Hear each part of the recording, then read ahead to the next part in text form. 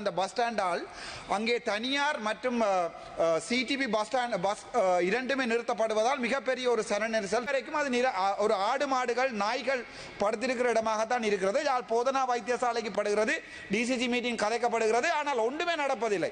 தனி அண்மையில் பிரபாகரன் පුළුවන් අපි ප්‍රභාකරන්ට ලොකු ස්ටැචුව එකක් හදනවා කිව්වා. ඒ තරම් සින්දු ගැව්වා, මිනිසුන්ගේ පොළ ගන්න try කරා. හරන්ගේ අම්මාගේ නමට අපි ජටි එකක් හදනවා කියලා කිව්වා. හැබැයි ඒ ජටිය හදන්න මිනිස්ටර් දැන් කියනවා මේ පාර්ලිමේන්තුව එතකොට තායිලාන්ත වලින් තිබ්බ කන්ටේනර් එක තිබ්බ බඩු ටික අපේ ප්‍රභාකරන්ගේ බඩු ටික මම මේක පැහැදිලිව සිංහලෙන් කියන්නම්. මට මේකින් පස්සේ මරණ දර්ශනය එකයි ඒ වුණාට මට බය නැහැ. අනිවාර්යයෙන් මම සිංහලෙන් කිව්වේ වාක්‍යම බාර ගන්නවා කියලා. එතකොට සිංහල තේරුණානේ. එතකොට ඒව දැන් කිව්නේ අපි රණ්ඩු වුණා මෙච්චර කාලේ අපි කිව්ව නෑ. මගේ තාත්තා මරුණා 2009 තාත්තා කොටියක පොලිසියක ඉන්න කාලේ කකුලේ තුවාල වෙලා පයි. ඕගොල්ලෝගේ වෙනව මරිච්ච රඩවිරුවට ඕගොල්ලෝට කියන්න බෑ රණවිරුවෝ කියලා. මම දන්නේ එච්චර මට සිංහල බෑ. හැබැයි කියලා තියෙනවා සබලියෝ කියලා මොකද? මිනිස්සු කෙනෙක් මේ තියෙන ඔප්පුවක්. මේ ඔප්පුව මම නම කියන්නේ මම එයාට පොරොන්දුවක් කරා මම නම කියන්නේ නැහැ කියලා. අන්තරාධපුර ඉන්න ඕගොල්ලෝගේ NPP MP කෙනෙක් ලියලා තියෙනවා මේ ඔප්පුවක ලක්ෂ 500 ගේ එකක් ලක්ෂ 50ට. ගරු රාමනාදන් අර්චනා මන්ත්‍රීතුමා විනාඩි 10ක කාලයක් ඔබතුමන්ට. ගරු මූලාසන මන්ත්‍රීතුමා මේ වගේ අවස්ථාවක් මට දීපේකට මම ගොඩක් සතුටු වෙනවා. මට මේක කලින් මම පොඩි කතාවක් දෙමලින් කියන්නම්. මේ වගේ பணத்தை இந்த மாதிரியான ஒரு சட்டமூலமன்றத்தை கொண்டு வந்ததற்கு கௌரவ விமல் ரத்நாயக் அவர்களுக்கு எங்களுடைய மனமார்ந்த நன்றிகள். ஆனால் முக்கியமான ஒரு விடயம் யாழ்ப்பாணத்தை பொறுத்த வரைக்கும் நான் சொல்ல வேண்டியே ஆக வேண்டும். யாழ்ப்பாணத்திலே இருக்கின்ற முக்கியமான பஸ் ஸ்டாண்ட், அதாவது பஸ் நிறுத்துமிடம் வந்து வைத்தியசாலைக்கு அண்மையிலே இருக்கின்ற பஸ் ஸ்டாண்ட் கிட்டத்தட்ட 70-80 வருடங்களுக்கு மேற்பட்ட வரலாறை கொண்ட அந்த பஸ் ஸ்டாண்ட். அண்மையில் எங்களுடைய பாராளுமன்ற உறுப்பினர் இளங்குமரன் அங்கே ஒரு விளக்குமாரோடும் ஒரு தும்புக்கட்டையோடும் 1-2 இராணுவ வீரர்களோடும் ஒரு வீடியோ ஒன்றை நான் பார்த்தேன். சுவர்களிலே ஒட்டப்பட்டிருந்த சுவரொட்டிகளை தேய்த்து கொண்டிருந்த மாதிரி ஒரு வீடியோ ஒன்றை கிளீன் ஸ்ரீலங்கா என்ற திட்டத்தின் போது ஆரம்பித்த போது நான் நினைத்தேன் இளங்குமரன் அப்படியே முழு பாதைகளையும் கூட்டி தூக்குவார் என்று. ஆனால் அது ஒரு வீடியோவுக்காக எடுக்கப்பட்டது. ஒரு கவலை என்னென்றால் அந்த பஸ் ஸ்டாண்ட் வந்து இப்போது ஒரு குடுக்காரர்களுடைய இடமாக மாறி போயிருக்கிறது. எங்களுடைய போக்குவரத்து அமைச்சர் அண்மையில டிசிசி மீட்டிங்கில் கூட கதைக்கப்பட்டது. யாழ்ப்பாண வைத்தியசாலையை சுற்றி, போதனா வைத்தியசாலையை சுற்றி இருக்கின்ற அந்த பஸ் ஸ்டாண்டால் அங்கே தனியார் மற்றும் சிடிபி பஸ் இரண்டுமே நிறுத்தப்படுவதால் மிகப்பெரிய ஒரு சன நெரிசல் இருக்கிறது. அது தொடர்பாக நாங்கள் எங்களுடைய டிசிசி மீட்டிங் கதைத்த போது 8ஆம் தேதியோ என்னமோ எங்களுடைய விமல் ரத்நாயக் அவர்கள் வருவதாகவும் அதற்குரிய நடவடிக்கைகள் எடுக்கப்படுவதாகவும் சொல்லப்பட்டது. ஆனால் அதிலே மிகப்பெரிய குறைபாடு என்னவென்றால் எங்களுடைய வடக்கு மாகாணத்தினுடைய உங்களுடைய மிகப்பெரிய கையான எங்களுடைய அரசாங்க அதிபர் என்று சொல்வதை விட ஆளுநர் என்றே சொல்லுவோம். ஆளுநரிடம் போவோம். ஆளுநரிடம் அந்த பிரச்சனை கதைக்கப்பட்டிருக்கிறது. யாழ் மத்தியிலே இருக்கின்ற அந்த பஸ் ஸ்டாண்டினை அவர்கள் கேட்டிருக்கிறார்கள். அது ஒரு சிடிபி பஸ் ஸ்டாண்டாக தான் இவ்வளவு காலம் இயங்கி வருகிறது. அதே நேரம் முனியப்பர் கோயில் அடியிலே ஒரு தூர பயணங்களை மேற்கொள்வதற்காக ஒரு தனியார் மற்றும் சிடிபி பஸ் ஸ்டாண்ட்கள் அமைக்கப்பட்டது. ஆனால் அந்த உங்களுக்கு தெரியும் வவுனியாவிலே இதே தான் நடந்தது. ஆனால் எங்களுடைய முன்னாள் நீதியமைச்சர் சிவி விக்னேஸ்வரன் எடுத்த நடவடிக்கையால் அந்த பஸ் ஸ்டாண்ட் வந்து பழைய இடத்திலிருந்து புது இடங்களுக்கு கொண்டு போகப்பட்டது. ஆனால் இந்த புதிதாக கட்டப்பட்ட மில்லியன் கணக்கிலே செலவழிக்கப்பட்ட இந்த பஸ் ஸ்டாண்டை இன்று வரைக்கும் அது ஒரு ஆடு மாடுகள் நாய்கள் படுத்திருக்கிற இடமாகத்தான் இருக்கிறது. யாழ் போதனா வைத்தியசாலைக்கு பக்கத்தில் இருக்கின்ற இந்த பஸ் ஸ்டாண்டை அதிலே கொண்டு போவதற்கு கூறிய ஒரு சின்ன ஒரு நடவடிக்கை கூட எங்களுடைய ஆளுநரால் எடுக்க முடியவில்லை. அதே நேரம் பார்த்தீர்கள் என்றால் இந்த தனியார் பஸ்களும் சிடிபி பஸ்களும் போட்டிக்கு ஓடுகின்றபடியால் இலங்கையிலே எவ்வளவோ இடங்கள் உங்களுக்கு தெரியும்.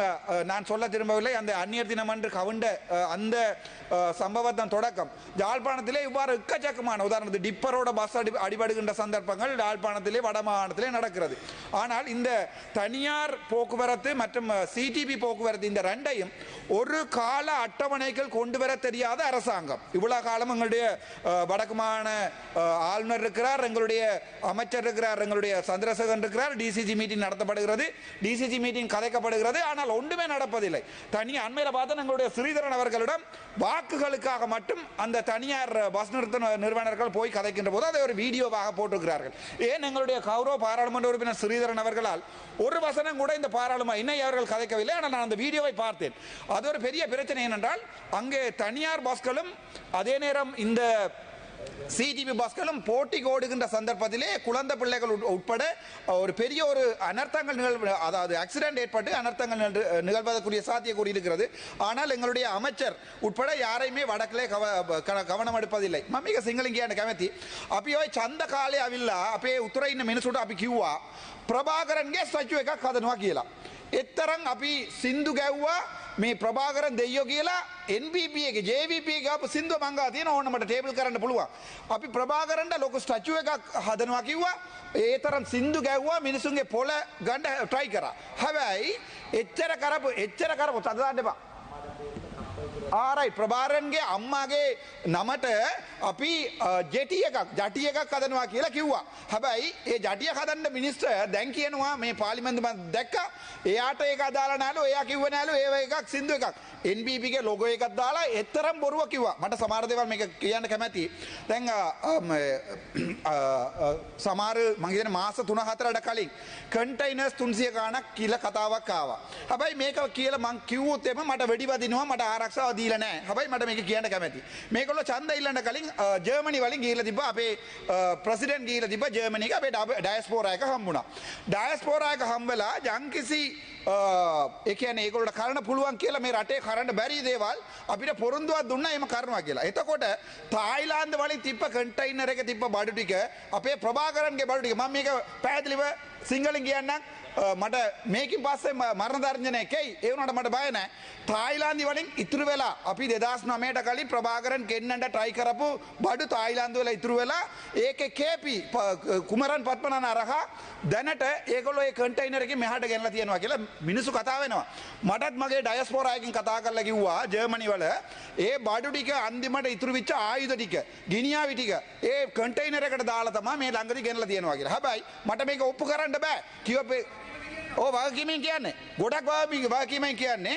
එතකොට මම මේක කිව්වා කියලා තමයි කිව්වේ නැගිටිනවා කියලා. මේක තමයි සිද්ධ වෙලා තියෙන්නේ. ඒ 300 ගාන කන්ටේනර් එකේ ආපු බඩු එක තිබ්බා අපේ ප්‍රභාකරන්ගේ ගිනියාවි ඒවා. ඒවා ඉතුරු වෙලා තායිලාන්ත වල තිබිලා ඒවා දැන් වලට ගිහිල්ලා ආපහු ගෙනලා දිනවා මේක.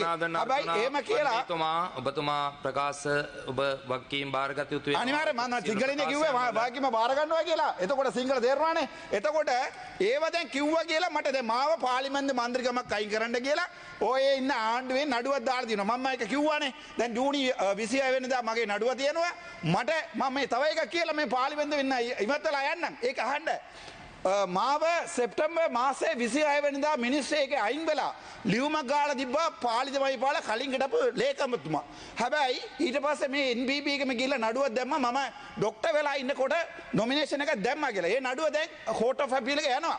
දැන් මම මේක කියපු ඉඳා අනිවාර්යෙන් මාව ඉවත් කරනවා. ඒක කිසි අවුලක් නැහැ. පළාත් සභාවේ ඡන්ද තියෙනවා. අපි පළාත් සභාවේ බලගමු.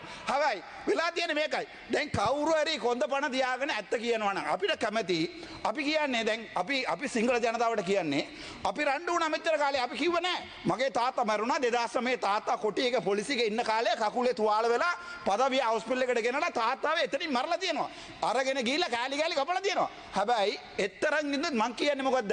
දැනටවත් 2025 අපි එකට යමු කියලා. කොච්චර පොරොන්දුවක් දීලා අපේ මිනිසුන්ගේ වෝට් එක අරගෙන අපි 3 දෙනෙකුට දීලා තියෙනවා මේ වෝට් එකක් ජැෆ්නාවල. හැබැයි අපිට කිව්වා අපේ ප්‍රභාකරන්ගේ අම්මාගේ නමට ඕගොල්ලෝ මේකද දැන් අඩුම ගන්න ඕගොල්ලෝගේ රණවිරුවට අපි ප්‍රභාකරන් කියලා මේ පාර්ලිමේන්තුවේ කියනවා වගකීමෙන් අපි වගකීම බාර ගන්නවා. අපි කියපු දේවල් ඔක්කොටම වගකීම බාර ගන්නවා. හැබැයි ඕගොල්ලෝ 159ක් ඉඳගෙනවත් ඕගොල්ලෝම වෙනවට මරපු රණවිරුවෝ. අපේ වෙනුවට නෙවෙයි. අපේ වෙනුවට මරපු රණවිරුවෝ නවම්බර් 27 අද වෙනකන් අපි මතක තියාගන්නවා. අද වෙනකන් අපි කියනවා ඒගොල්ලෝ අපේ අයියාලා අක්කාලා අපේ දරුවෝ කියලා. හැබැයි ඕගොල්ලෝගේ වෙනුව මරිච්ච රණවිරුවට ඕගොල්ලෝට කියන්න බෑ රණවිරුවෝ කියලා. මම දන්නේ එච්චර මට සිංහල බෑ. හැබැයි කියලා තියෙනවා සබලියෝ කියලා මොකද? අපි කවදාවත් මම මරණක මේ රටේ මං කියන්නේ අපේ වෙනුවට මරපු ආයේ සබලියෝ කියලා. ඒගොල්ලෝ රණවිරුවෝ. ඒ වගේම සිංහල ජනතාවෙන් එක්කෙනෙකුට අම්මා නැහැ, එක්කෙනෙකුට තාත්තා නැහැ, එක්කෙනෙකුට දුවක් නැහැ, එක්කෙනෙකුට පුතා නැහැ. එතකොට හිතලා බලන්න මම මේ පාර්ලිමේන්තුවෙන් බහලා යනකොට මට යුනිෆෝම් එකේ ඉන්න එක්කෙනා ආවිලා කියනවා ડોක්ටර් ඔයා ඇත්ත කියනවා. ඔයා ඇත්ත කියනවා. ඔයා අපේ කට්ටියව ගරු කරනවා. හැබැයි බලන්නකෝ අපි ඡන්ද දීලා 159 යවලා තියෙනවා. හැබැයි මේගොල්ලෝ මොකද වෙන්නේ කියලා දැන් බලන්න. දැන් දකුණේ මම විනාඩි 2යි කරු මන්ත්‍රීතුමා විනාඩි 2යි තව. thank you. මම දැක්ක දකුණේ දැන් පරණ ඔයගොල්ලෝගේ දේශපාලනයේ තරහ මැතේ දෙන්නෙක් ගිහිල්ලා දාලා තියෙනවා මේ හිරේ. ඊට පස්සේ චාමර මන්ත්‍රීතුමා දැම්මා. කවුද මේ හැබැයි ආය යන්න එන්නේ මම දන්නේ නැහැ මොකද සිග්නල් කේස් එක හරි මොකද කේස් එකට මාව දානවා. හැබැයි මමත් කවදාරි එළියට එනවා. මම දන්නවා දැන් කොහමරි ජූනි 26 වෙනිදා මට නඩුවක් තීන්දුවක් කරනවා. වා අද ඉඳන් පාර්ලිමේන්තුව ඉවත් වෙනවා කියලා. එහෙමනේ වෙන්නේ. මේ රටේ මම කවදාවත් පොලිටික්ස් කරලා නැහැ.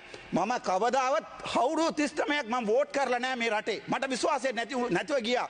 මේ 2009 ඔක්කොම ඉවරනාට පස්සේ මගේ තාත්තාව එක්ක අරගෙන ගිහිල්ලා කෑලි කැපුවාට පස්සේ මම ගිහිල්ලා ඒ BST එක අරන් බලුවා හොස්පිටල් එක. මම ડોක්ටර් කෙනෙක්. මං ගිහිල්ලා මගේ තාත්තාගේ BST අරන් බලුවා. තාත්තාගේ බඩේ තුවාල වෙලා තියෙනවා. ඊට පස්සේ BST එකේ කිසි දෙයක් නැහැ.